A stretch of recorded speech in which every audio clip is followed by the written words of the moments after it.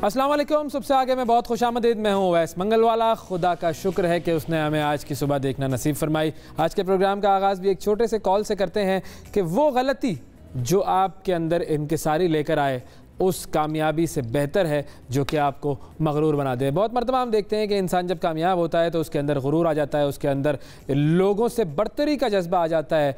वो जज्बा इंतहाई गलत जज्बा है, वो जज्बा नहीं आना चाहिए। ऐसी कामयाबियों का कोई फ़ायदा नहीं जो आपको मगरूर बना दें और आपके अंदर दूसरों से बढ़तरी का जज्बा पैदा कर दें। अगर आप नाकाम हैं मगर आपके अंदर इंकिसारी हैं, आप यकीन मानिए बहुत बेहतर इंसान हैं उन लोगों से कि जो मगरूर हैं, कामयाब हैं। ये चीज़ याद रखिएगा, मुझे भी याद रखनी है, आपको भी याद रखनी है। आज के प्रोग्राम में क्या क्या है ये आपको बताते हैं। आज के प्रोग्राम में सबसे पहले सबसे बड़ा दिन आज पाकिस्तान के लिए, पाकिस्तान बमुकाबला Australia world cup ICC T20 world cup का सेमीफाइनल आज खेला जाएगा। कल का सेमीफाइनल न्यूजीलैंड ने जीत लिया। आज पाकिस्तान और ऑस्ट्रेलिया का टाकरा होगा। देखते हैं कि कौन सी टीम आगे बढ़ती है। हमारी पूरी दुआएं, नेक तमन्नाएं पाकिस्तान की टीम के साथ हैं। तो ये मुकाबला है जिसके ऊपर हमने आज गुफ्तगू करनी है। सियासत की दुनिया में भी कल भूचाल आया था, उस हवाले से भी बात होगी। एक ऐसी खातून से आपकी मुलाकात करवाएंगे कि जो कि बाइक राइडर हैं, क्यों वो बाइक राइडिंग कर रही हैं, बाइक्स पर सवारी लेकर जाती हैं, लेकर आती हैं, ये सारा मामला क्या है, कैसे उनकी ज़िंदगी में ये मोड़ आया और कैसे वो अपनी ज़िंदगी की मुश्किलात का मुकाबला कर रही हैं। फिर उसके अलावा हमने बात करनी है पाकिस्तान के एक बड़े ज़बरदस्त एक्टर से। ये जो रंग गोरा करने का एक क्रेज़ है, एक जुनून है, इसके हवाले से भी बात करनी है। और भी बहुत कुछ है हमारे प्रोग्राम में। सबसे पहले आपको मौसम की तरफ लेकर जाते हैं और फिर आपको अपनी कुछ स्टोरीज़ की तरफ लेकर आएंगे। मौसम की सूरत हाल से आगाह करते हैं जी आपको और बताते हैं कि पाकिस्तान के मुख्तलिफ़ शहरों में मौसम की क्या सूरत हाल है। जी इस्लामाबाद में है जी कम से कम 11 डिग्री सेंटीग्रेड और ज़्यादा से ज़्यादा टेम्परेचर जाएगा 27 डिग्री सेंटीग्रेड तक। लाहौर में कम से कम 14 डिग्री, ज़्यादा से ज़्यादा होगा 29 डिग्री सेंटीग्रेड। फिर है कराची में कम से कम 19, ज़्यादा से ज़्यादा है 34 डिग्री सेंटीग्रेड। उसके बाद है पेशावर में कम से कम 11, ज़्यादा से ज़्यादा टेम्परेचर रिकॉर्ड किया जाएगा 28 डिग्री सेंटीग्रेड। और सबसे आखिर में है यहाँ पर कोयटा, जहाँ कम से कम है 2 डिग्री सेंटीग्रेड और ज़्यादा से ज़्यादा टेम्परेचर होगा 18 डिग्री सेंटीग्रेड। कोयटा जो है वो कल 4 पर था, आज 2 डिग्री सेंटीग्रेड कम से कम टेम्परेचर रिकॉर्ड किया जाएगा। सर्दी की शिद्दत में इजाफा होता जा रहा है। कोयटा वाले सर्दी से निपटने के लिए तैयार हो रहे हैं जी। तो ये था जी मौसम का मामला। अब ज़रा बात करते हैं कि स्टोरीज़ में हमारे पास क्या क्या है। सबसे पहली स्टोरी बड़ी ज़बरदस्त, बड़ी इंटरेस्टिंग। पाकिस्तान क्रिकेट टीम के जो बैटिंग कोच हैं, साबिक ऑस्ट्रेलवी क्रिकेटर मैथ्यू हेडन, उन्होंने कुरान पाक की तिलावत शुरू कर दी है और इसका क्रेडिट उन्होंने दिया है पाकिस्तान के wicket keeper batsman Mohammad Rizwan को। उन्होंने ये भी इंकिशाफ किया कि उनके पास कुरान पाक का एक इंग्लिश एडिशन है और वो एडिशन कैसे आया ये भी उन्होंने बताया। मैथ्यू हेडन इन दिनों ज़ाहिर है पाकिस्तानी टीम के ड्रेसिंग रूम में बतौर बैटिंग मेंटोर, बैटिंग कोच मौजूद हैं। तो वर्ल्ड T20 के लिए जो उनकी खिदमत ली गई थी, अब हेडन ने एक इंटरव्यू में ये बताया कि एक रोज़ मैं कमरे में मौजूद था तो कमरे के बाहर दरवाजे पर दस्तक हुई। तो जब मैंने दरवाज़ा खोला तो ये देखा कि बाहर मौजूद थे मोहम्मद रिजवान और उनके पास कुछ था। उन्होंने मुझे कहा कि ये मैं आपके लिए एक तोहफ़ा लेकर आया हूँ और ये कुरान पाक का इंग्लिश एडिशन है और ये आपके लिए है। मैं हैरान रह गया इस तोहफे पर और उसके बाद हम लोग काफ़ी देर तक बैठकर बातें करते रहे और रिजवान ने मुझे बड़ी अच्छी बातें बताई, बहुत सारी पॉजिटिव बातें बताई।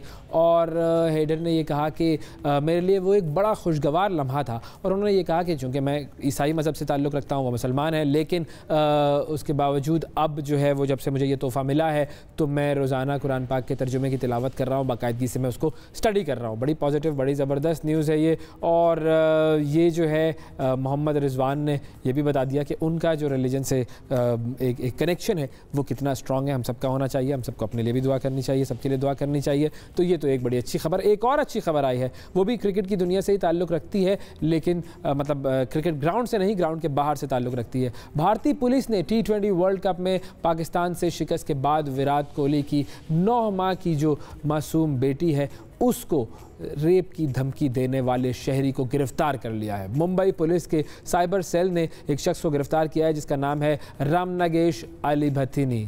रामनगेश अलीबतीनी नामी ये शख्स उसको कोहली की बेटी को निशाना बनाने का ट्वीट करने पर गिरफ्तार किया गया है। T20 वर्ल्ड कप में नाकिस कारकर्दगी थी भारत की, ये सब जानते हैं। खुसूसन पाकिस्तान के खिलाफ जो मैच था उसमें शिकस्त पर भारतीय क्रिकेट टीम के खिलाड़ियों को काफ़ी तनकीद का सामना पड़ा था। ऑनलाइन नफरत अंगेज़ बयानात थे, धमकियाँ थी जो उन्हें मिल रही थी, और टीम में जो शामिल वाहिद मुसलमान खिलाड़ी हैं मोहम्मद शामी, उनके खिलाफ भी सोशल मीडिया पर शदीद नफरत अंगेज़ बातें की गई थी। पुलिस की जानिब से ये जो गिरफ्तार किया गया शख्स है 23 साल मुलजिम है। इसके खिलाफ मुकदमे में जिनसी हरासानी, हतक इज़्ज़त और नफरत अंगेज़ मवाद शाया करने की दफ़ात शामिल की गई हैं। विराट कोहली और बॉलीवुड की मशहूर अदाकारा अनुष्का शर्मा, उनके यहाँ जनवरी में बेटी की पैदाइश हुई थी और रामनगेश जो है उसने ट्वीट के ज़रिए उस बच्ची को, मासूम बच्ची को रेप की धमकी दी थी। और ऐसे शख्स को उसके साथ जो सज़ा वाला मामला होना चाहिए वो सख्त से सख्त होना चाहिए, क्योंकि जैसा हमने पहले भी कहा था कि बेटी चाहे किसी की भी हो, किसी भी मज़हब से ताल्लुक़ रखने वाले शख्स की हो, किसी भी ज़ात से ताल्लुक़ रखने वाले शख्स की हो, वो उतनी ही काबिल एहतराम है जो कि जो फीलिंग हमारी अपनी औलाद के लिए होती है, अपनी बेटी के लिए होती है, वही फीलिंग दूसरों की बेटी के लिए होनी चाहिए। तो ये तो थी जी दूसरी ख़बर। अब ज़रा आगे बढ़ते हैं और आपको एक और सोशल मीडिया के फ़ायदे से आगाह करते हैं। टिकटॉक हम सब जानते हैं जी, बहुत सारे लोग इस्तेमाल करते हैं। पाकिस्तान में टिकटॉक जो है वो ज़रा मुश्किल हालात का शिकार है। टिकटॉक से मशहूर होने वाला एक मदद का इशारा ये काम आ गया है, और अमेरिका की रियासत है नॉर्थ कैरोलिना, उसमें अगवा होने वाली जो लड़की है उसने इस इशारे की मदद से एक अपील की। अब आप ये इशारा देखिए, ये इशारा है, ये जो है ये लड़की जो है ये इशारा कर रही है और बता रही है कि मतलब अपने पास जो ख़तरा है उससे आगाह कर रही है वो। और जब उसने ये आगाह किया तो उसकी मदद से फिर पता चल गया कि जी ये अगवा होने जा रही है। अगवाकार को गिरफ़्तार किया। 16 साल की ये जो लड़की है इसको बाजियाब करवा लिया गया। लड़की का कहना ये है कि उसने ये इशारा टिकटॉक पर देखा था और अगवाकार लड़की को कार में लेकर जा रहा था। दूसरे कार सवार ने आगे वाली लड़की में जो बैठी लड़की जी थी उसको मदद का इशारा करते हुए देखा और पुलिस को कॉल कर दी। पुलिस ने आकर अगवाकार को गिरफ़्तार किया और लड़की की जान बचाई। ये इशारा जो है ये हम सब लोगों को याद कर लेना चाहिए, और अगर इस तरह के इशारे जो है वो हम सब कम्युनिकेट कर रहे हो एक दूसरे से, हमें पता लग जाएगा कि अगर ये जो है वो करेंगे तो सामने वाले को पता लग जाएगा कि हम ख़तरे में हैं। अब ये जो इशारा है ये ख़तरे से बचाव की अलामत बन गया। आपको बताना होता है कि मैं ख़तरे में हूँ। कैनेडियन वुमेन फाउंडेशन की तरफ से ये इशारा बनाया गया है, और मुश्किल में फंसा हुआ कोई भी फ़र्द इसके ज़रिए मदद का इशारा दे सकता है। अगर सामने वाले ने उस इशारे को पकड़ लिया तो बस फिर आप के लिए बचत के चांसेस हैं। तो ये इशारा याद कर लीजिए, आप भी याद कर लीजिए, अपने घर वालों को भी याद करवा दीजिए, क्योंकि बाज़ औक़ात जब आप ख़तरे में होते हैं तो आप बोल कर अपने आप का जो ख़तरा है उससे आगाह नहीं कर सकते लोगों को, तो इसीलिए ये इशारा जो है वो बड़ा अहम है। तो ये तो थी जी आज की ख़बरें। अब वक्फ़ा लेते हैं, वक्फ़े के बाद दोबारा हाजिर होंगे। बहुत सारे सेगमेंट्स हैं, स्टे विद अस।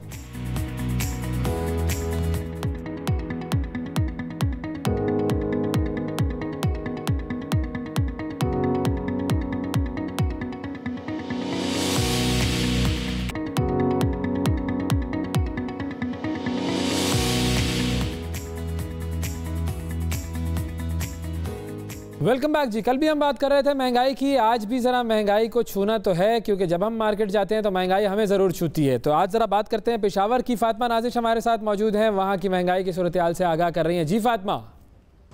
पेशावर समेत पाकिस्तान भर में दिन ब दिन महंगाई में इजाफा होता जा रहा है। दिहाड़ीदार तबका हो या फिर कम आमदनी वाले अफराद, दोनों ही महंगाई की चक्की में पिस रहे हैं। शहरी इस सूरत हाल से आजिज़ आ चुके हैं। उनका ये कहना है कि रात को जब सोते हैं तो चीज़ों की कीमतें कुछ और होती हैं, और जब सुबह सोकर उठते हैं तो मार्केट में जो प्राइस लिस्ट है वो कुछ और ही नज़ारा पेश कर रही होती हैं। पेशावर में इस वक्त अगर बात की जाए अशिया खुर्दनोश के हवाले से, तो 2 माह के दौरान खाने पीने की अशिया में 30 से 50% तक निर्ख में इजाफा हुआ है। ख्वाह घी हो, आटा हो, चीनी हो, दालें हो, सभी की कीमतें इस वक्त आसमान से बातें करती नज़र आ रही हैं। लाल मिर्चों की कीमत पेशावर में 800 से 900 रुपये फ़ी किलो हो चुकी है। 1450 रुपये 20 किलो आटे का थैला इस वक्त बिक रहा है। चीनी की कीमत जो कि 2 रोज़ पहले तक 150 रुपये फ़ी किलो तक पहुँच चुकी थी, आज का निर्ख मार्केट में 115 था 120 रुपये वसूल किया जा रहा है। 10 दिन पहले तक 20 रुपये किलो में फ़रोख्त होने वाले टमाटरों का आज का फ़ी किलो रेट 140 से 160 रुपये वसूल किया जा रहा है। दीगर तमाम सब्जियां भी लोगों का यही कहना है आवाम का कि गोश्त या चिकन तो अब गरीब आवाम ने क्या ही खाना है। सब्ज़ी दाल जो वो खाते थे उनकी पहुंच से दूर हो चुकी है। मसूर की दाल की कीमत में 50 रुपये फ़ी किलो के हिसाब से इजाफा किया गया है। चावल का रेट 10 रुपये फ़ी किलो बढ़ा है। दीगर दालें, लाल लोबिया, चना की कीमतों में भी 20 से 30 रुपये फ़ी किलो इजाफा हुआ है। तो महंगाई चाहे अशाया खुर्दनोश हो उसमें भी अपना रंग दिखा रही है। दूसरी तरफ बात की जाए अगर पेट्रोल के हवाले से तो 146 रुपये फ़ी लीटर से पेट्रोल की कीमत तजावुज़ कर चुकी है। नतीजतन टैक्सी रिक्शा के किरायों में भी इजाफा हो रहा है। आवाम को मुश्किलात का सामना करना पड़ा है। लोगों का ये कहना है कि गाड़ी से वो लोग मोटरसाइकिल से साइकिल पे आए और दिन ब दिन पेट्रोल की बढ़ती कीमतों को देखकर लग रहा है कि शायद बहुत जल्द उन्हें अपने तमाम सफ़र पैदल ही तय करने पड़ेंगे।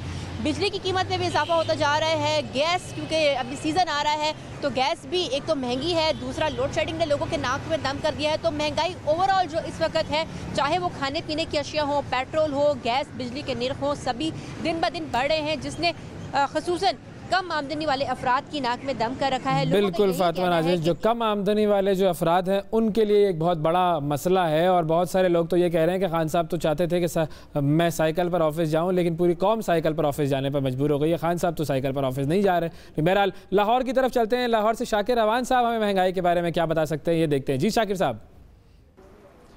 जी बिल्कुल, पाकिस्तान में हालिया महंगाई की लहर से हर तबके के अफराद जो हैं वो मुतासिर हुए हैं, लेकिन मुतवस्सित तबके और कम आमदन वाले अफराद जो हैं वो सबसे ज़्यादा मुतासिर होते दिखाई दे रहे हैं। इदारा शुमारियात के मुताबिक एक साल के दौरान महंगाई में बेपनाह इजाफ़ा हुआ है। इदारा शुमारियात की अगर हम बात करें तो एक साल में आटे की कीमतों में 19% तक जो है वो इजाफ़ा देखने में आया।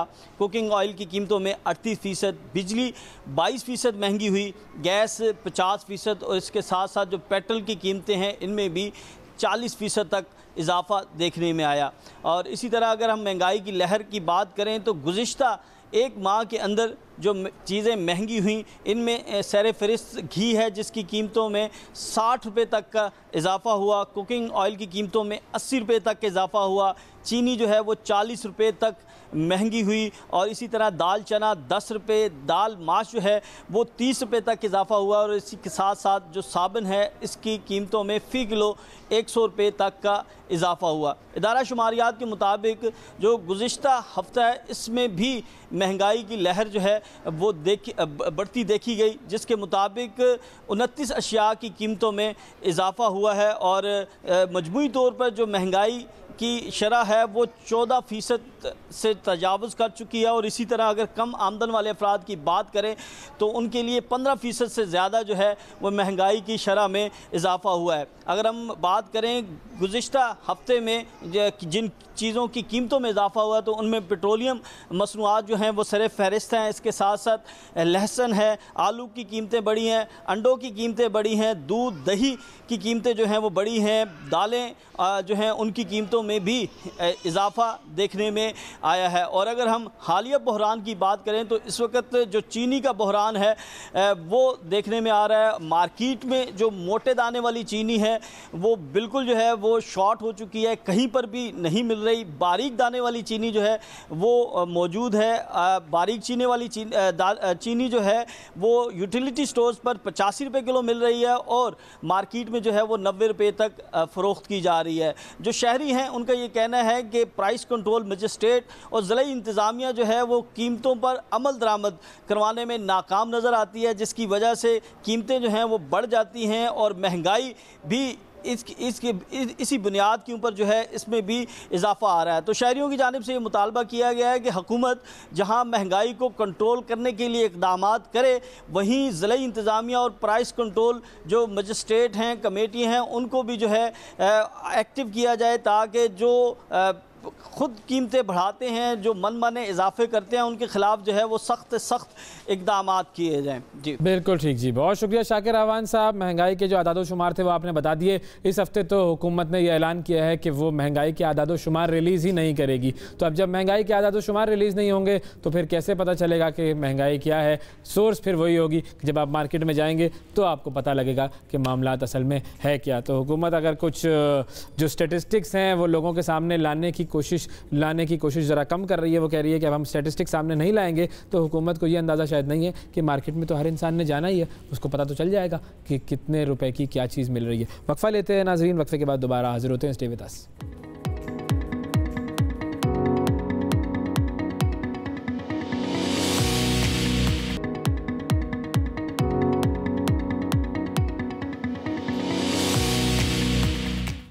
Welcome back. सबसे आगे में एक मरतबा फिर खुशामदीद। कल वज़ीर आज़म इमरान खान की सुप्रीम कोर्ट में तलबी और आज होने वाले पार्लियामेंट के मुश्तरका इजलास का इल्तवा मुल्की सियासी मंजरनामे की दो अहम खबरें हैं। कल सुप्रीम कोर्ट ऑफ पाकिस्तान ने सानेहा APS अज खुद नोटिस केस में वज़ीर आज़म इमरान खान साहब को अदालत में बुलाया। अदालती तलबी पर वज़ीर आज़म इमरान खान साहब फ़ौरन अदालत पहुँचे और अदालत ने APS के वाक़े के ज़िम्मेदारों के तयन और अदालती फ़ैसले पर कार्रवाई से मुताल्लिक इस्तफसार किया। इस हवाले से हम बात करेंगे। आज जो इजलास मुलतवी हुआ है उसके हवाले से भी बात होगी। हमारे साथ वज़ीर इत्तला जनाब फवाद चौधरी साहब मौजूद हैं। अस्सलाम वालेकुम फवाद साहब। अच्छा, नहीं अवैध, सबसे पहले तो बात होगी कि अभी आपने 15 मिनट का एक पूरा सेगमेंट चलाया कि लुट गए, मर गए, बर्बाद हो गए, महंगाई बढ़ गई, महंगाई वाला। मुझे समझ ये नहीं आई कि आपने अपने रिपोर्टर्स को हर जगह के ऊपर बिठा के ये तो बता दिया कि दुनिया की हर चीज महंगी हो गई है।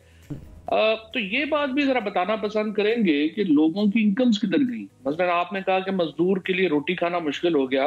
आपने ये बताया कि यहाँ पे 27% महंगाई हुई है यहाँ पे मजदूर के लिए, दाल के ऊपर, और ये हुआ है दाल तो एक्चुअली सस्ती हुई है 2 दिनों में। पता नहीं आपका रिपोर्टर कहाँ पे बैठा हुआ था, लेकिन जो यहाँ पे मेसन है, जो यहाँ पे प्लम्बर है, जो यहाँ पे मजदूर है, जो यहाँ पे मिस्त्री है, कंस्ट्रक्शन इंडस्ट्री में 600 अरब रुपए की इन्वेस्टमेंट आई है 1.5 साल में। बिल्कुल सही। इससे बड़ी इन्वेस्टमेंट जो है वो पाकिस्तान की तारीख में कभी नहीं आई। उससे जो तमाम हमारे कंस्ट्रक्शन का जो मजदूर था उसकी जो कई सूरतों में 3 गुना दिहाड़ी बढ़ गई है। इसी तरीके से जो ज़राअत है, अब आप ये तो कह रहे हैं चीनी जो है जी वो 100 रुपए पे चली गई है। 80% जो चीनी का होता है वो गन्ना होता है और गन्ने की कीमत जो है वो 135 से बढ़ के तकरीबन 275 रुपए है इस वक्त और बम्पर क्रॉप हो रही है। तो हमारा जो किसान है उसकी आमदनी में 1100 अरब रुपए का इजाफा हुआ है पिछले 1.5 साल में, जिसकी वजह से अगर आपने इतना लुट गए, मर गए, बर्बाद हो गए जो सेगमेंट किया इससे पहले, आपने कहा पेट्रोल की कीमतें बड़ी बढ़ गई हैं, लेकिन मैं आपको ये भी बता दूं कि पेट्रोल की खपत में 26% इजाफा हुआ है पिछले 1 साल में। इसी तरीके से आपने कहा लुट गए, मर गए, बर्बाद हो गए, मोटरसाइकिलों की खपत जो है वो 3 गुना बढ़ गई। फिर आपने कहा लुट गए, मर गए, बर्बाद हो गए, तो मैं आपको बता दूं ट्रैक्टर जो है वो डबल से भी ज्यादा जो है वो बिके। लिहाजा जब हम ये रोज सुबह उठ के आप ये बताना शुरू कर दे कि असल में तो लुट गए, मर गए, बर्बाद हो गए, ये कुछ हुआ ही नहीं, उससे ये जो एक हमारा एक मीडिया में सबसे आसान तरीका हमने बना लिया ना कि रिपोर्टर खड़े कर दें बाजार में और उनके मुंह में माइक डाल दें और कहें जी मर गए, मर गए, मर गए, मर गए, इससे कोई फायदा नहीं होगा।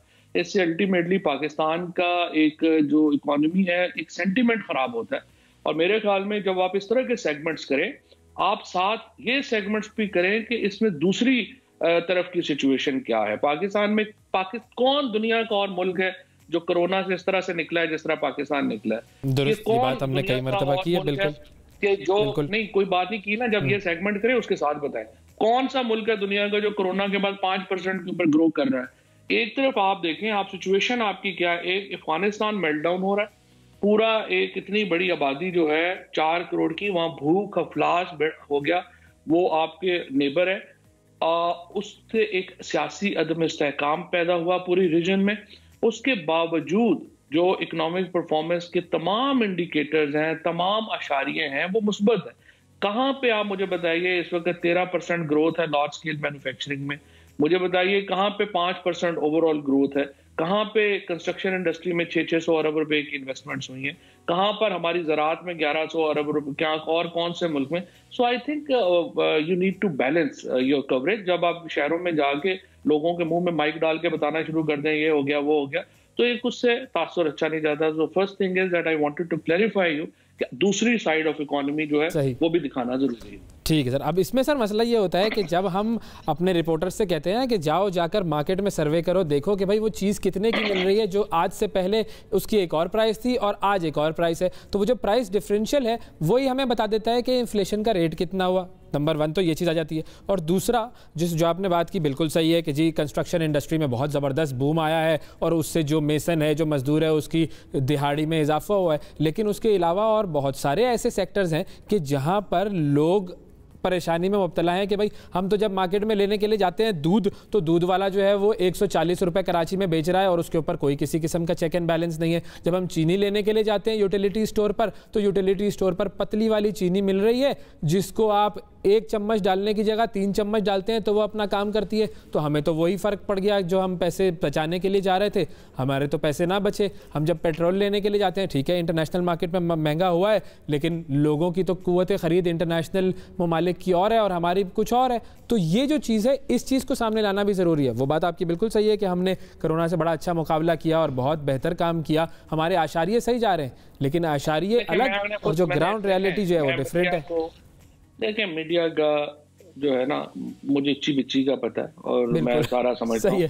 जब न्यूज डायरेक्टर जो है वो भेजता है रिपोर्टर्स को और ये बताता है कि नहीं आपने सिर्फ नेगेटिव इंटरव्यू करके लाने हैं, तो वो नेगेटिव इंटरव्यू चलते हैं। तो इसलिए ये जब अपना आप कह रहे हैं तेल की प्राइस चाहे आप की कीमत जो है वो फरोख्त 0 भी होगी, तो जो इंटरनेशनल प्राइस है वो वही रहेगी। लिहाजा इसीलिए आप देखें कि उसके मुताबिक ही हमने क्या किया, अपने टैक्सेस कम कर दिए। और इस रीजन में इस वक्त चाहे बांग्लादेश हो चाहे हिंदुस्तान हो, जिनकी पर कैपिटा इनकम को छोड़े, जिनकी गुर्बत पाकिस्तान से बहुत ज्यादा है, बांग्लादेश और हिंदुस्तान जैसे ममालिक, अफगानिस्तान जैसे ममालिक पाकिस्तान से बहुत ज्यादा गरीब है और वहां पर कीमतें जो हैं वो बहुत ज्यादा है इस वक्त। सो इसलिए मेरा ये मानना है। बहरहाल आज सेमीफाइनल, बिल्कुल ठीक, सही आज तो सेमीफाइनल तो है, बिल्कुल बिल्कुल। तो wishing Pakistan cricket team all the best, wishing Pakistan nation all the best.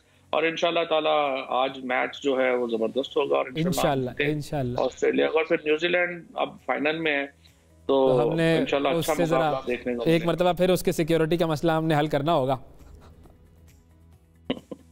बिल्कुल। अच्छा सर, अब ये हमने टीम को तो विश कर दिया, अच्छा, लेकिन ये जो सुप्रीम कोर्ट ने कल इमरान खान साहब को तलब किया, सुप्रीम कोर्ट की क्या विश है, वो क्या चाहते हैं, उनके जहन में क्या है, ये पूरी कार्रवाई जो थी ये क्या थी कल की? ये तो फ्रैंकली मैं भी इसी पे उतना ही ब्लैंक हूँ जितने आप ब्लैंक हैं कि ये कार्रवाई कल की क्या थी।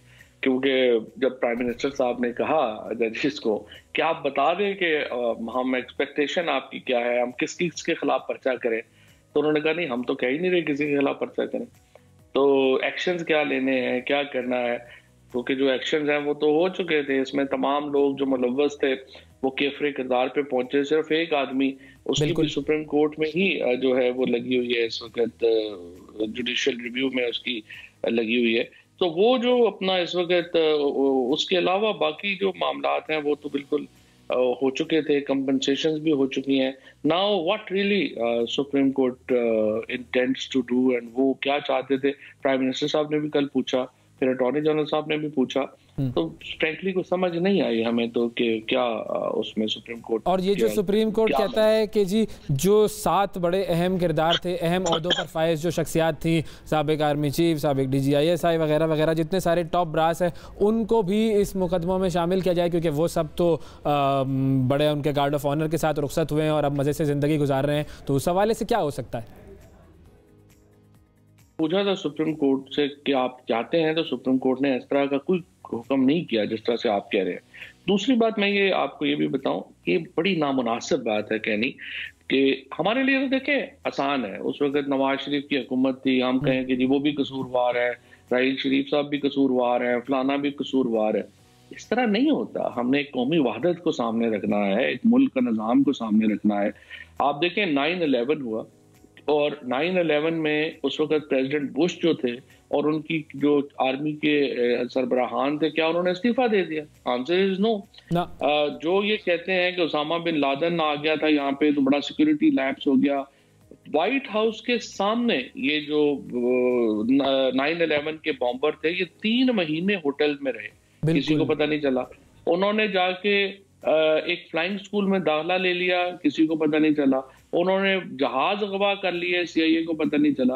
तो अगर एक ISI के ऊपर इतना बड़ा आपने पहाड़ खड़ा कर दिया कि उनको OBL का पता, वो भी एक अलग वो किस्सा कहानी है कि किस तरह से ओसामा बिन लादेन ने पाकिस्तान ट्रैवल किया और किस तरह से जो अमेरिकन फोर्सेस वहां पर थी इधर अपना अफगानिस्तान साइड के ऊपर उन्होंने आंखें बंद की, वो एक अलग कहानी है, वो उसको छोड़ दे फिलहाल। तो आप ये देखें, ये इस तरह के लैप्सेस के बाद या तो वो इस्तीफा देते या फिर हम इकट्ठे होते। और I must appreciate Pakistan leadership, उस वक्त तमाम पॉलिटिकल पार्टीज ने और तमाम, और देखिए इमरान खान और नवाज शरीफ के दरमियान उस वक्त सख्त लड़ाई थी, हम तो उस वक्त धरने में बैठे हुए थे। उसके बाद आप अप्रिशिएट करें पाकिस्तान की सियासी लीडरशिप को कि वो इकट्ठे हुए, पाकिस्तान की फौजी लीडरशिप जो है वो इकट्ठी हुई, हर हमने एक जबरदस्त और कामयाब जंग लड़ी। तो हर वक्त हम ये अपने लोगों के ऊपर ये FIR करवाते रहेंगे और ये करते रहेंगे तो इस तरह तो काम नहीं चलता। फिर देखिए उस वक्त तो सिचुएशन ये थी कि जजेस ने तो काम करना ही छोड़ दिया था, मिलिट्री कोर्ट्स बनानी पड़ी लोगों को सजाएं देने की। वो जो 6 लोगों को जो सजाएं मौत हुई थी वो मिलिट्री कोर्ट्स में हुई थी। तो जुडिशरी का जो एक अपना एक है मामला, वो भी उस वक्त जो है वो बड़ा अजीब था। तो जाहिर है इस तरह की बातों में तो कुछ नहीं रखा। तो अब जो उन्होंने कहा है 4 हफ्ते में रिपोर्ट जमा करवाएं, वो रिपोर्ट किस चीज की है, उसमें क्या जमा करवाया जाएगा?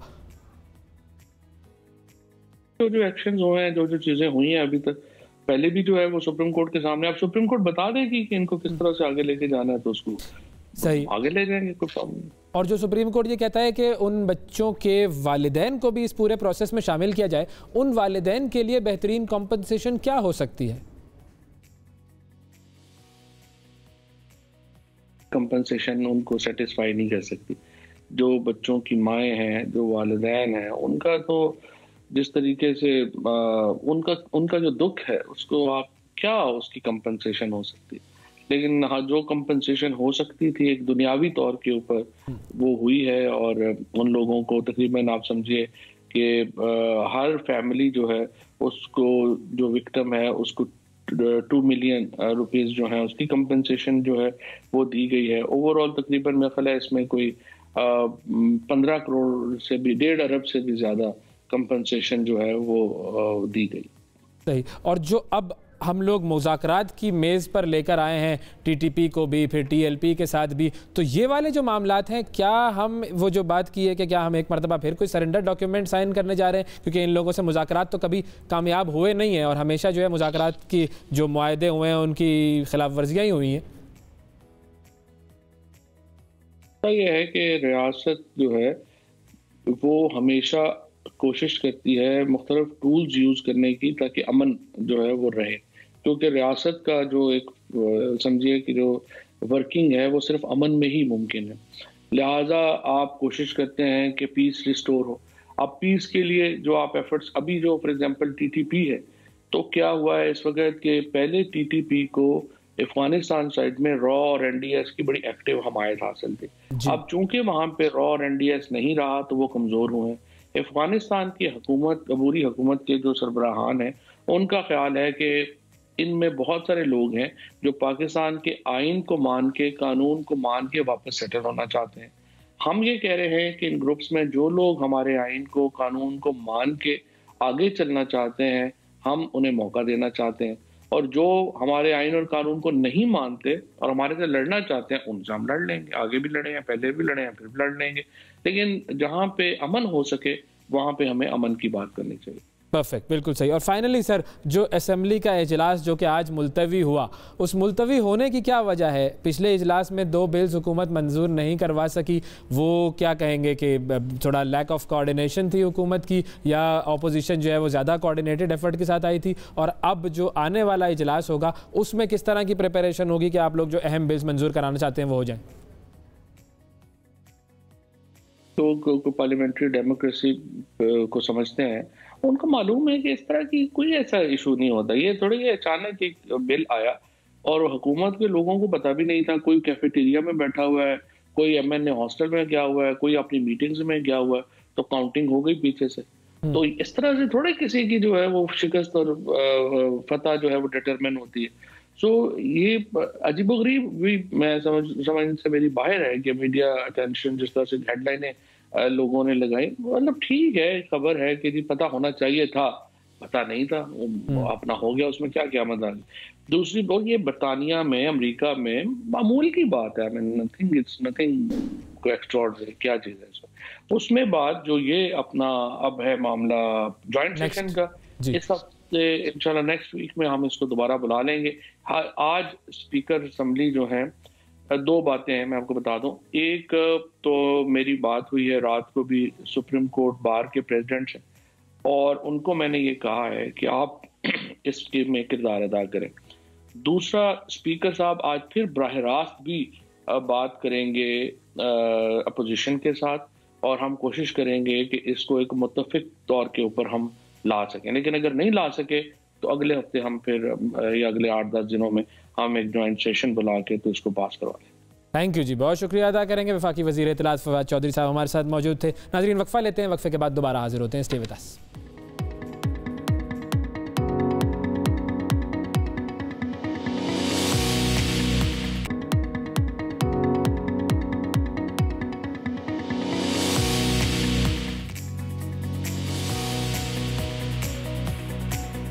वेलकम बैक जी। सियासी मामलात पर ही मज़ीद गुफ्तगू करते हैं। हमारे साथ सीनियर सहाफ़ी और तज्ज़ियाकार जनाब आमिर जिया साहब मौजूद हैं। अस्सलाम वालेकुम आमिर साहब। जनाब वालेकुम सलाम उवैस साहब। सर, ये जो कल सुप्रीम कोर्ट ने इमरान खान साहब को तलब किया, पूरी कार्रवाई हुई, इस कार्रवाई का मकसद क्या था और इस कार्रवाई का फ़ायदा क्या हुआ? इमरान खान साहब को बुलाना और उनसे गुफ्तगू करना कितना ज़रूरी था, आपको क्या लगता है?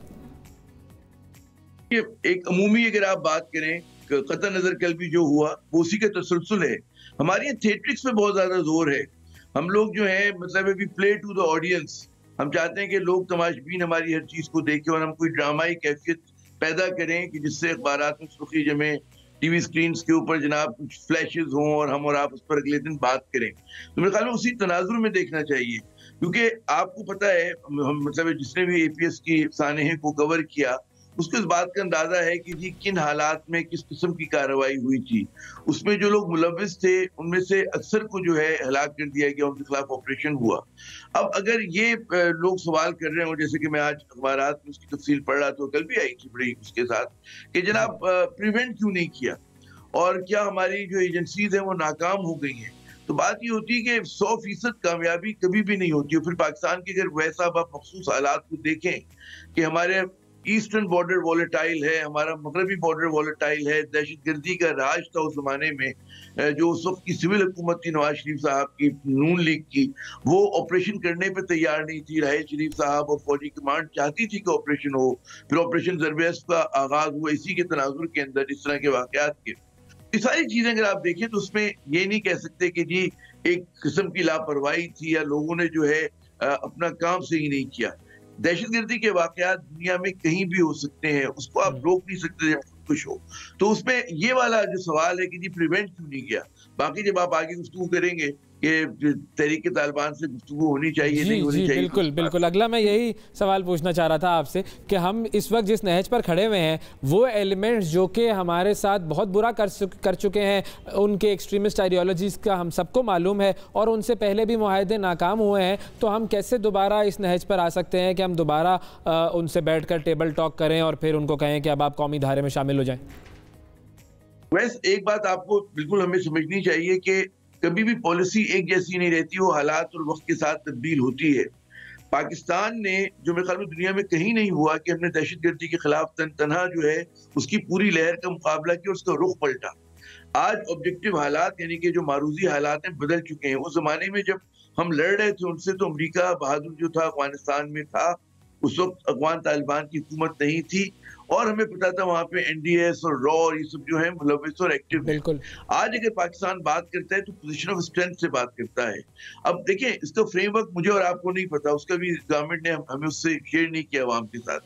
लेकिन बात करना जो है वो कहते हैं ना गलत चीज नहीं होती है, गुफ्तगू करना, उसमें अगर खुदा ना खास्ता खाकम बदहन पाकिस्तान गवर्नमेंट जो है वो उनको स्पेस प्रोवाइड कर देती है, वो कॉन्स्टिट्यूशन के बालातर किस्म के उनके मुतालबात मंजूर करती तो गलत होगा। लेकिन अगर उनसे सिर्फ हथियार डलवाना मकसूद है, ये बात मकसूद है कि जनाब वो आइंदा दहशतगर्दी के वाक़यात में मुलविस नहीं होंगे, और दहशतगर्दों के भी कई शेड्स होते हैं, आप सबको एक जगह पे लंप नहीं कर सकते। कुछ बिल्कुल ब्लैक होते हैं जिनसे बात नहीं होती, सजा दी जाती है, देनी चाहिए उन्हें। बाज जो होते हैं वो ग्रे या मतलब हल्के ग्रे होते हैं कि जो इतने बड़े वाक़यात में मुलविस नहीं थे, फुट सोल्जर थे, वो मतलब है क्योंकि एक लहर चली थी तो वो साथ हो गए थे, तो आप ऐसे लोगों के लिए रास्ता खोलते हैं। तो एक इम्तिजाज होता है सख्तगिरी का, गुफ्तगू का, और उसके साथ साथ लोगों को रिहेबिलिटेट करने का। तो मैं क्योंकि अभी हमें पूरा पस मंजर नहीं पता, तो मैं एकदम जो है मुखालफत करना, एक फैशनेबल कॉज है कि जी बात नहीं होनी चाहिए। असूली तौर पे आप देखिए पूरा मीडिया यही बात करे, अंग्रेजी मीडिया खुसूसी तौर पे, लेकिन हम लोग जो है वो बड़े रोज कलर्ड पेटल के साथ देखते हैं पाकिस्तान को। हमारा चश्मा जो है कुछ और बता रहा होता है, पाकिस्तान की मारूती हकीकतें कुछ और है जी। अच्छा, अब एक और आखिरी फाइनली चीज़ जो मैं आपसे पूछना चाहूँगा वो ये कि अब जो हुकूमत को इस वक्त चैलेंजेस दरपेश हैं उसमें एक चैलेंज है अपोजिशन का एक तरीके से इत्तेहाद होना, और उन्होंने जिस तरीके से 2 बिल्स मंजूर नहीं होने दिए और आज का होने वाला इजलास भी मुलतवी हो गया है, तो ये चीज़ हुकूमत के लिए कितना ख़तरा बन सकती है, अपोजिशन का यकजा होना और हुकूमत का एक तरीके से यूँ कह लीजिए कि लैक ऑफ होमवर्क में भी? देखिए, हमेशा से हम कहते हैं कि हिज़्ब इख्तिलाफ हुकूमत के लिए असल खतरा नहीं है, असल खतरा हुकूमत की अपनी सफ़े हैं। उसके अंदर जो इनकी बात पॉलिसी के चॉइसेस हैं वो इतने गलत हैं। देखिए, जब आपकी मईशत तबाहाल हो, आज भी आप देखिए, अभी मैं पढ़ रहा था, अभी मेरे पास मैसेज आया कि जी डॉलर जो है वो फिर 80% या 80 पैसे जो है बुलंद हो गया है। जब इतनी वॉलेटिलिटी हो मार्केट के अंदर, करेंसी मार्केट में अफरात ज़र बढ़ रहा हो, जब आप डिप्रिसिएशन करते हैं रुपये की, उससे महंगाई ज्यादा बढ़ती है, ये बिल्कुल आम सी बात है समझने की। तो और उसकी वजह से लोगों में एंगर आता है, वो लोग कि जो हुकूमत के लिए नरम गोशा भी रखते हैं और जो समझते हैं जो नाला है नून लीग से या पाकिस्तान पीपल्स पार्टी से उनकी माजी की बदनवानियों की वजह से और बदइंतजामी की वजह से, तो वो भी फिर मजबूर होते हैं कि हुकूमत पे तनकीद करें। तो हुकूमत ने क्योंकि माशी फ्रंट पे बहुत नाकामी दिखाई है, फिर उसको मतलब है कि जब आप कोई भी इक़दाम करते हैं तो उसमें पहले अपनी सफ़ों में और अपने तहादियों के साथ कंसेंसस पैदा करते हैं। अच्छा, तो जब आपको नजर ही आते हैं कि आप ये काम नहीं कर पा रहे, तो फिर आप जरा सा होशमंदी का सबूत लेकर प्लानिंग पहले, तो मेरे ख्याल में नाकिस प्लानिंग है, और यहाँ पर अभी हुकूमत के पास वक्त है कि अपनी सफबंदी दुरुस्त करे, अपनी जो बड़ी बड़ी गलतियां हैं इकोनॉमी के ऊपर फोकस करे, रुपये को स्टेबलाइज करे, महंगाई को काबू में लेकर आए। तो आप देखिएगा, और एहतिसाब के अमल को हकीकी सबसे बड़ी चीज है एहतिसाब, बिल्कुल। हाँ, जो है ये जो वाकया हुआ है, जो 2 बिल्स ना मंजूर हुए, इसका बेसिकली ये एक वेकअप कॉल हो सकती है हुकूमत के लिए, और इस वेकअप कॉल पर हुकूमत को अपनी आंखें खोलनी चाहिए। बहुत शुक्रिया अदा करेंगे आमिर ज़िया साहब, वक्त दिया आपने। नाज़रीन, वक्फा लेते हैं, वक्फे के बाद दोबारा हाजिर होते हैं। स्टे विद अस।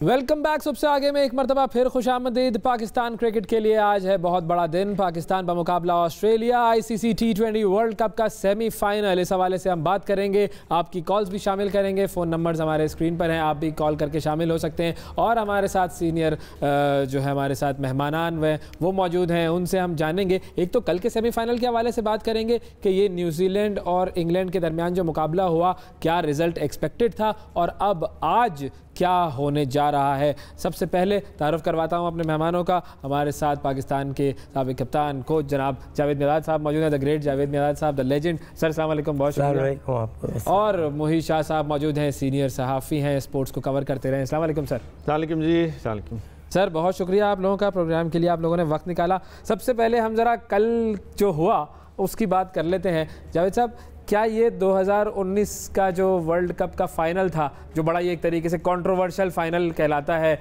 आखिर वक्त तक किसी को समझ में नहीं आ रहा था कि न्यूजीलैंड और इंग्लैंड में से कौन जीता कौन हारा। बाद में जाके पता चला कि वो वाकई वो तो शायद न्यूजीलैंड ने जीतना था, लेकिन जीत इंग्लैंड के गोद में आई। ये बदला तो नहीं ले लिया न्यूजीलैंड ने? नहीं, देखिए क्रिकेट का ये एक लेसन है बिल्कुल, प्लेयरों को ये चीज़ें पता नहीं है। देखो आखिरी बॉल तक आप ना हारते हैं ना जीतते, बिल्कुल। और जो भी आदमी ऐसे ही देख लें कि हमारा वर्ल्ड कप जो था ऐसे ही था कि आउट हो गए, मैं खेलता रहा कहीं ना कहीं जाके। तो प्लेयर को एसेस करना चाहिए। क्रिकेट की ये नहीं है कि ये क्रिकेट में होता है, और अब इससे पहले भी, तो हर लड़कों को जो इंटरनेशनल क्रिकेट खेल रहा है उसको ये सारी चीज़ें बतानी चाहिए या पता होना चाहिए, क्योंकि जब अपने प्रोफेशन में तो ये चीज़ें तो आज नहीं कल भी आएंगी। ऐसा होना चाहिए, बिल्कुल। तो हाउ यू गोइंग टू, मतलब उसको राइट, तो उसकी प्रैक्टिस होती है। तो अक्सर मैं जो था, मैं भी प्रैक्टिस करता था कि एंड में मारना है तो किस्सा मारना है, अगर 4 लड़के हैं तो हमने क्या करना है, तो आपने अपने आप को ही रिफाइन करना होता है। बिल्कुल। और कल जिस तरीके से क्रिकेट ऐसी है कि प्लेयर नहीं करना है, हाँ, बॉलर को देखना है, अंदर तो आपने ही चलाना है अपना दिमाग और बल्ला सब कुछ, राइट। सही। तो यही था कि कल का जो मैच आपने देखा कि किस तरीके से, यानी कि हमें तो ये लग रहा था कि न्यूजीलैंड के हाथ से मैच निकल गया है, लेकिन वो जब नेशम ने आके छक्के मारना शुरू किए तो हमें लगा कि भाई इनके पास भी एक आसिफ मौजूद है। देखा नहीं, जब तक आखिरी बॉल नहीं हो जाती, जब तक आखिरी विकेट नहीं गिर जाती, मैच का कोई पता नहीं होता। वनडे क्रिकेट में, शॉर्ट फॉर्म में क्रिकेट में तो कुछ भी हो सकता है ना, क्योंकि अब ये इतनी चीज़ें पहले हो गई हैं, लाइक अल्हम्दुलिल्लाह जैसे शारजा का छक्का था, तो क्रिकेट ऐसी हो गई है कि हर आदमी को पता चल गया कि नहीं, एंड तक भी है ना आप खेले तो जा सकते हैं, तो क्रिकेट चेंज ना हो। बिल्कुल। मोहित साहब, इंग्लैंड जो कि फेवरेट टीम तस्वुर की जा रही थी, उसके साथ कल हुआ क्या? देखिए, एक तो जो T20 क्रिकेट है ना जी, उसमें फेवरेटिज्म का होता नहीं है कुछ, ये कॉन्सेप्ट गलत है। ऑन दैट पर्टिकुलर डे अगर आप अच्छा खेलेंगे ना तो आप जीतेंगे। जोन सी टीम भी है, स्ट्रांग है, थोड़ी सी वीक है, ये जो टॉप की 5-6 टीम्स है ना, इनमें कोई फर्क नहीं है। The play on that particular day determines the winner. सही। और कल भी एग्जैक्टली ये हुआ। इंग्लैंड ने क्या किया, इंग्लैंड ने थोड़ी सी मिसकैलकुलेशन की, इविल बियर मी, कि इंग्लैंड ने जो एक 65 और एक ये वाला टारगेट है ना, ये उस पिच का टारगेट नहीं था। मिडल ओवर्स में जावेद साहब भी एग्री करेंगे कि मिडल ओवर्स में इंग्लैंड थोड़ा स्लो खेला, और उससे मेरा ख्याल है कि वो जो 185 का या 190 का टारगेट देना चाहिए था, उन्होंने 165 तक उनको रिस्ट्रिक्ट किया। 166 का टारगेट, ये टारगेट जो होता है, या अराउंड 166 का टारगेट, ये चेसेबल है टारगेट। सिर्फ आपको अपनी विकेट्स बचानी है, पहले 5-10 ओवर आपको, और 2 विकेटें गिरने के बाद न्यूजीलैंड जो है उसने अपने आप को बड़ा स्लोली जो है वो, आप देखें ना, एक टाइम पे रन रेट 13 हो गया जी, लेकिन उनको पता है हमारी विकेट्स हैं, हमने ऑल आउट जाना है आगे। नीशम जैसे हैं प्लेयर पीछे पड़े हुए हैं और वो अटैक कर सकते हैं, वो आपको लेके जाके आपको जिता सकते हैं, और ये प्रूव किया उन्होंने। एग्जैक्टली। अच्छा, एक कॉलर भी हमारे साथ हैं, सैयद अहमद तलाल साहब हैं लाहौर से। अस्सलाम वालेकुम। जी अस्सलाम वालेकुम आप सबको। जी वालेकुम अस्सलाम। सर क्या कहेंगे? एक तो जी बड़ी खुशी है कि पाकिस्तान माशाल्लाह सेमीफाइनल में आखिरकार एक बड़े टूर्नामेंट में पहुंचे हैं। बिल्कुल। और सबसे जो इम्पोर्टेंट चीज पाकिस्तान के लिए, बड़े एक्सपर्ट्स पे हमारे जबरदस्त लोग बैठे हैं, जावेद साहब बैठे हैं, देन स्पोर्ट्स जर्नलिस्ट बैठे हैं, कुछ क्रिकेट हमने भी खेली है, देखी है।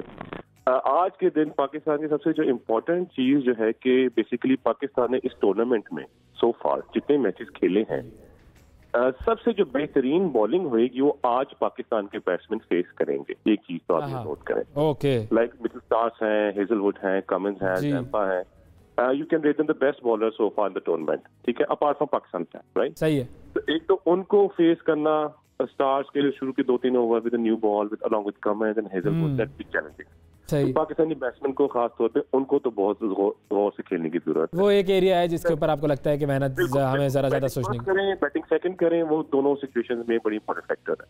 ठीक है। चीज है कि ऑस्ट्रेलिया की फील्डिंग इज वेरी वेरी, यानी कि बड़ी प्रोफेशनल फील्डिंग है उनकी, और यानी कि आज Pakistan has to play like a final match. It is the toughest match. बिल्कुल बिल्कुल सही। बहुत शुक्रिया अदा करेंगे अहमद तलाल साहब। सर आप लोगों को आवाज़ आ रही थी तलाल साहब की? नहीं। अच्छा, ये स्टूडियो में भी आवाज़ दे दीजिए ताकि हमारे जो गेस्ट हैं वो भी आवाज़ सुन सके, हमारे कॉलर्स की।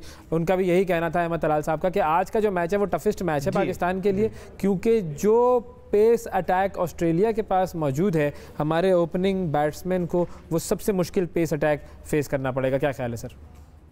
नहीं, देखिए ऐसी कोई बात नहीं है, क्योंकि टीम जो है चल गई है, राइट, और सब जानते हैं किस तरह खेलने, और लड़कों को पता भी होगा कि ये नहीं कि पहली दफ़ा वहाँ कोई विकेटें ऐसी नहीं है, बहुत अच्छी विकेटें होती हैं। इंग्लैंड की विकेटें जो हैं वो नॉट लाइक अदर के बाउंस, ये वो नहीं, वो एक थोड़ी सीम करती हैं, मगर ये वनडे क्रिकेट है। आप देखें विकेट जो है ना बिल्कुल ग्रासलेस है, तो बैटिंग पे बैटिंग, तो पहली बात तो प्लेयर, हमारे लड़कों को घबराना, सोचना ही नहीं चाहिए इस किस्म का, राइट। आप अच्छे प्लेयर हैं, अपने ऊपर कॉन्फिडेंस रखें। क्रिकेट में हार जीत होती है तो इस माइंड से जाएं कि होती है, तो ताकि कूल रहें यहाँ से आप, यानी कि आप क्रिकेट में इन्वॉल्व हो जाएंगे। मगर आपने एक चीज़ सर पे रख ली, हार ना जाए तो फिर तो आपसे कुछ भी नहीं। ये हार ना जाए वाली फीलिंग हारने पर मजबूर कर देती है बाज़ औक़ात। बिल्कुल बात देखिए, क्रिकेट तो खेलते हुए आता है ना, अब ऑन द ग्राउंड में देख रहे हैं, जब बैटिंग कर रहे हैं, जब चेस कर रहे हैं, उसमें यह है थोड़ी सी आपको माइंड अकल यूज़ करनी पड़ेगी। क्रिकेट कितने ऐसी क्रिकेट है कि आप विकेटें हाथ में रखें, आप मैच जीत सकते हैं। अगर आपकी विकेटें जल्दी निकल जाएं तो उसके बाद आपको 4 रन पर ओवर भी मुश्किल हो जाता है। बिल्कुल सही। अगर आपके पास विकेटें हैं तो आपको 8-10 रन लास्ट में कोई प्रॉब्लम नहीं है, क्योंकि उस वक्त दूसरी टीम जो है वो बैकफुट पे चली जाती है। बिल्कुल सही। तो अच्छा, अब अगर हम श्योर लड़कों को सारा पता है, यूज्ड टू हैं, बड़े मैचेस भी खेले, तो इसमें ये है कि just go and play good cricket, just good, खत्म। जो गुड क्रिकेट है वही आपको जो है वो जीत तक पहुंचा सकती है। सर, आपको क्या लगता है कि हेजलवुड है या मिचेल स्टार्क है, ये जब बॉलिंग अटैक पाकिस्तान के ऊपर आएगा तो वो जो पाकिस्तान की जो ओपनिंग अभी तक जो चल रही है, बड़ी अच्छी चल रही है, कैसे मुकाबला करेंगे? देखिए, एक तो ऑस्ट्रेलिया के साथ कभी भी पाकिस्तान का मैच हुआ ना जी, तो वो दो जो उनके स्ट्रेंथ है ऑस्ट्रेलिया की, वो सामने ज़रूर आई और वीकनेसेस भी साथ आई। स्ट्रेंथ क्या है, उनके पास इतने अच्छे बॉलर हैं, इतने पैसी बॉलर हैं कि वो शॉर्ट पिच भी करते हैं, अच्छे यार्कर भी करते हैं और पाकिस्तान को ऑफ स्टंप से बाहर भी खिलाते हैं। ये 3 उनके प्लस पॉइंट्स हैं जो खासकर वो एशियन टीम्स के अगेंस्ट यूज़ करते हैं। और साथ उनमें वीकनेसेस क्या होती हैं जी, कि अगर उनकी बैटिंग लाइनअप ऊपर से 1-2 प्लेयर्स आउट हो जाते हैं, से कि वार्नर आउट हो गया, वैसे तो फिंच और वार्नर आउट होने का नाम ही नहीं लेते यहाँ, तो ये बड़ा मैं वही कह रहा हूँ ना। अभी आप देखें अगेंस्ट इंग्लैंड क्या हुआ, ऊपर से 2-3 विकेट्स गिरी उनकी और बिल्कुल वो फ्लैट हो गए।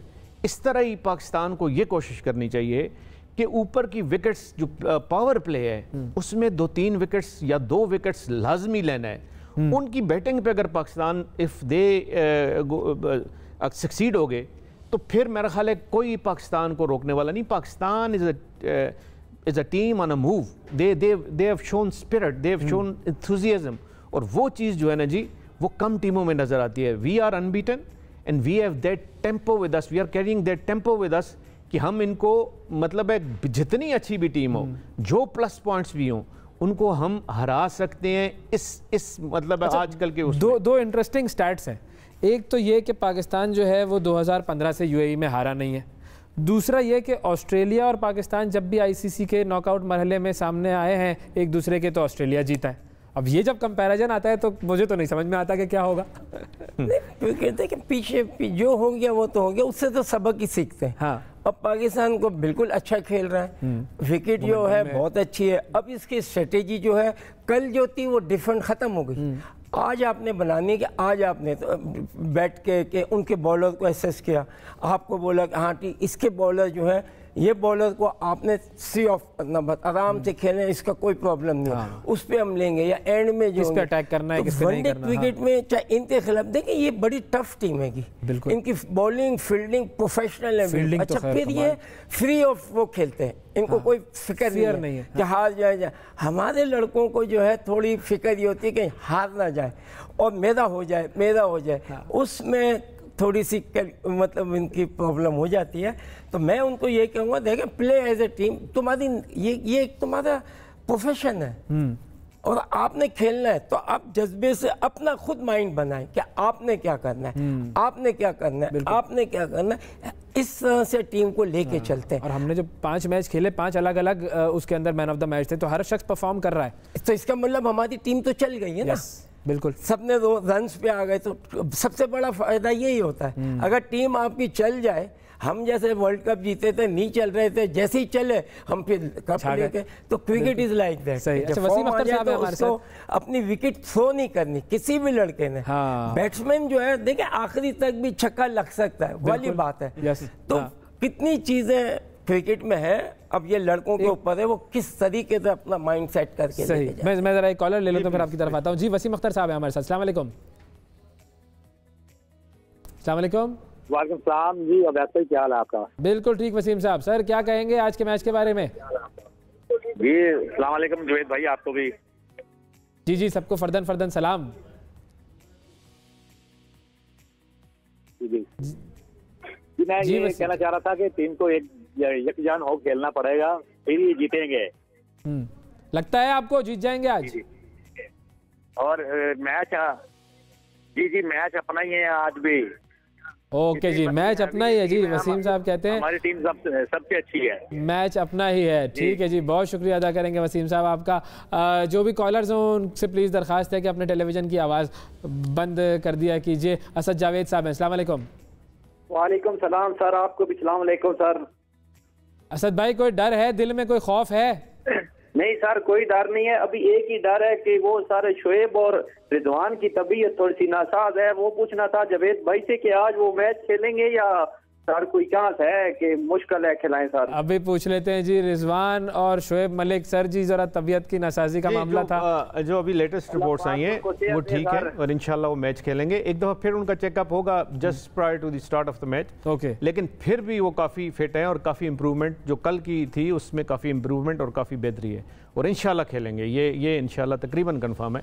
चले, ये तो कंफर्म है कि जी वो इंशाल्लाह खेलेंगे और वो खेलेंगे तो बड़ा फर्क पड़ेगा। जी जी, अगर वो ना होते तो फिर मसला रहता। दोनों इन्फॉर्म हैं, देखें दोनों ने आपको मैच जिताए हुए हैं और दोनों मैन ऑफ द मैच हुए हैं एक एक मैच में।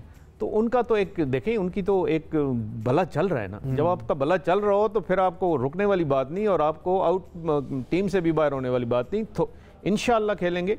और जो सारा जो अभी रिपोर्ट्स आ रही हैं और जो अभी डायरेक्ट, क्योंकि मैं आई एम इनटू इट और मुझे अपडेट होता रहता है, तो वो ज़रूर खेलेंगे इंशाल्लाह। और दूसरा आपने स्टेट्स की बात की, देखें स्टेट्स में पाकिस्तान 3-3 है वर्ल्ड कप में, ठीक है जी। और ओवरऑल पाकिस्तान 39 है। 13 पाकिस्तान ने T20 जीते हैं और 9 जीते हैं ऑस्ट्रेलिया ने। बिल्कुल, तो we have got upper hand. और ऑस्ट्रेलिया को जब T20 की बात देखें, अगर यहाँ वनडे होता ना तो फिर मुझे बहुत डाउट होता कि पाकिस्तान शायद स्ट्रगल करे और ये करे, या टेस्ट मैच होता। We are made for T20, believe you me. हमारा वो जो टेम्पो है ना T20 का, वो हमारा रहता है।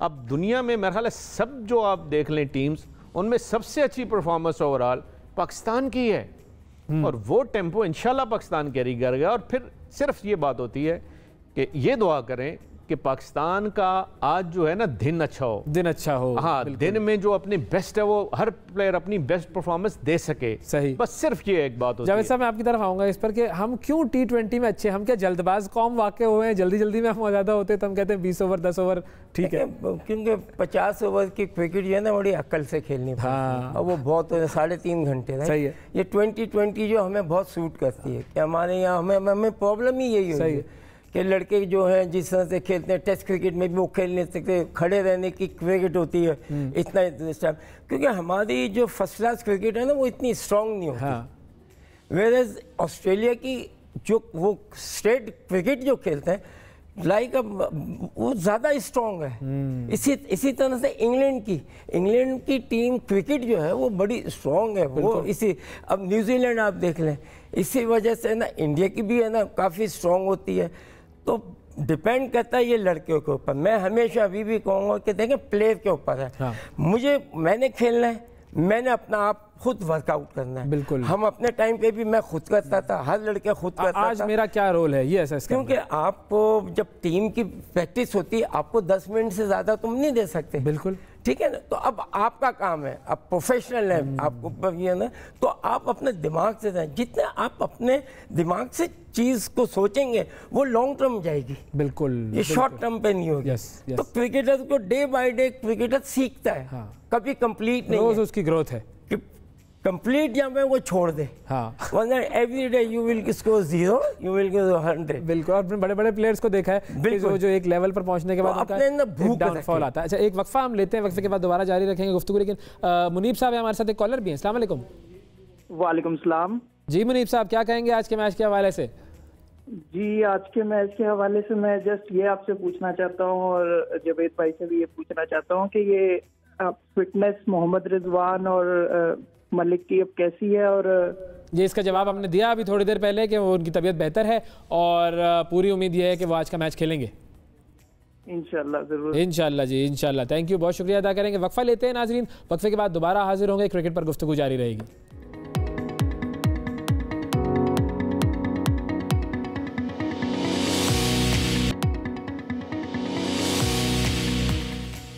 Welcome back. चाइना पोर्ट बड़ी खूबसूरत जगह है, आइए आपको उसकी सैर करवाते हैं।